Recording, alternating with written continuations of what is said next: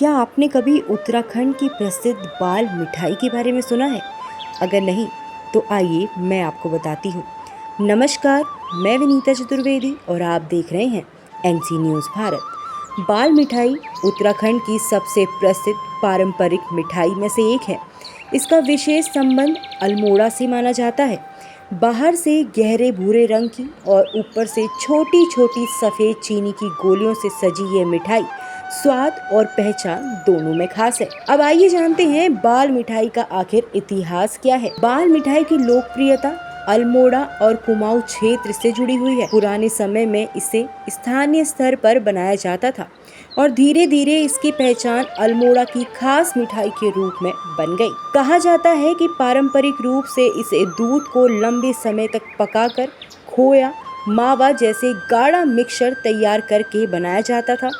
इसके बाद इसे जमाकर छोटे टुकड़ों में काटा जाता था और चीनी की छोटी गोलियों से सजाया जाता था। अब आइए जानते हैं कि इसे आखिर बनाया कैसे जाता है। बाल मिठाई की पारंपरिक विधि के मुख्य रूप से दूध या खोया, चीनी, दूध को लंबे समय तक पकाने की प्रक्रिया, चीनी की छोटी गोलियां का इस्तेमाल होता है। दूध को धीरे धीरे पकाने से इसका रंग गहरा भूरा होता जाता है। तैयार मिक्सचर को जमाकर चौकोर टुकड़े में काटा जाता है और उसके ऊपर चीनी की छोटी गोलियां लगाई जाती हैं। अब आइए जानते हैं कि आखिर इसका स्वाद कैसा होता है। बाल मिठाई का स्वाद मीठा, हल्का कैरेमल जैसा और दूधिया होता है।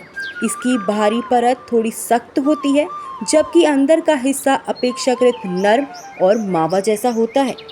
अल्मोड़ा को बाल मिठाई का प्रमुख केंद्र माना जाता है।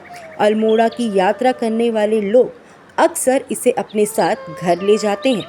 कुमाऊं क्षेत्र के दूसरे शहरों और बाज़ारों में भी यह मिठाई मिलती है, लेकिन अल्मोड़ा की बाल मिठाई की एक विशेष ही पहचान है।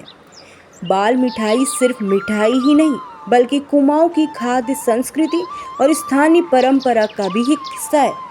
इसे उत्तराखंड से घर ले जाने वाले लोकप्रिय खाद्य उपहारों में भी गिना जाता है। इसकी खास बात तो यह है कि बाल मिठाई को अक्सर उत्तराखंड की दूसरी प्रसिद्ध मिठाई सिंगोड़ी के साथ भी जोड़ा जाता है। दोनों कुमाऊं की पारंपरिक मिठाइयों की पहचान बन चुकी है।